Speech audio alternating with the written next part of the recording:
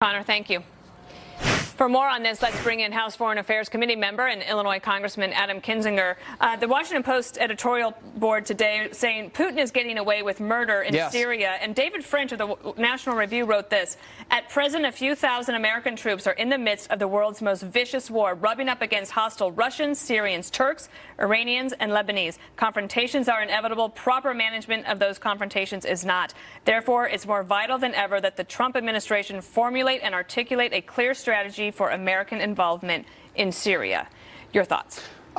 David French writes some great stuff, and he's right on in this. This is right now a resting place for empires. And when I say resting place, we're all there. There's the United States, there's Russia, there's Turkey, there's Iran. Israel just had a scuffle with Syria and took out a lot of its air defenses. This is really a powder keg. I've been worried about Syria from the beginning, but it was more from a humanitarian perspective. Now I'm worried from it. This could spark a massive regional war, and I think the president needs to lay out a clear strategy. Yes, we have to defeat ISIS. That's essential. But we're also there as a blocking force for Iran, for our allies in the region.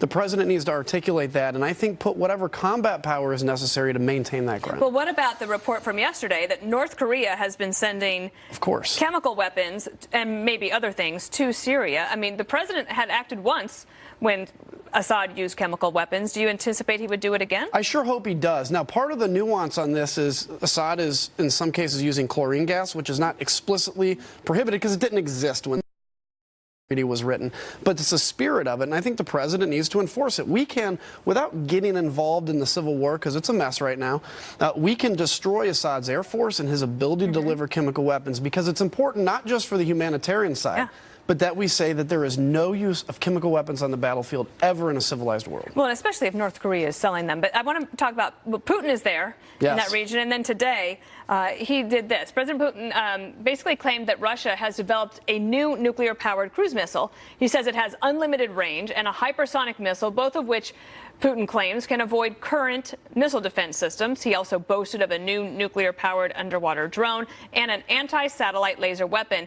And he issued this warning. Watch this. Any use of nuclear weapons against Russia and its allies, small or medium or any strength, will be perceived as a nuclear attack on our country. The response will be immediate and with all due consequences.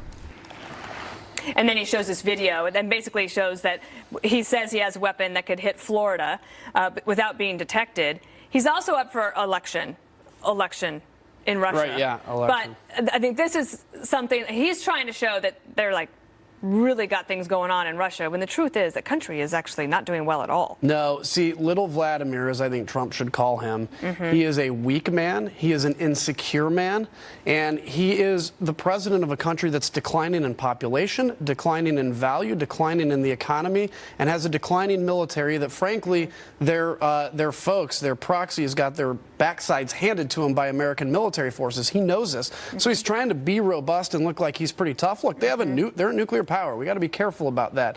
But the reality is he's desperate to win re-election, and I think we need to treat him with the same kind of stuff he did in our election, which is if he wants to put out misinformation, maybe we need to let the Russian people know what he's really doing. Well, I agree with that. But my last question is, how about our defenses? You know, he says that he has weapons that we couldn't even begin to fight against. Is that true? Well, in terms of nukes, possibly, because we really don't have good nuclear defense. Most people think we do. That's not good. It's not good. And this is why the North Korea thing's so essential. But the other issue, too, is we both can overwhelm each other's defenses anyway, even if there were defenses. We still have mutual assured destruction. So that's why Putin's rational enough never to use a nuclear weapon against us. But Syria is a flashpoint. It's something we need to be concerned about. Okay, well, you didn't calm my nerves at all, but I'm glad you were here and help us be informed.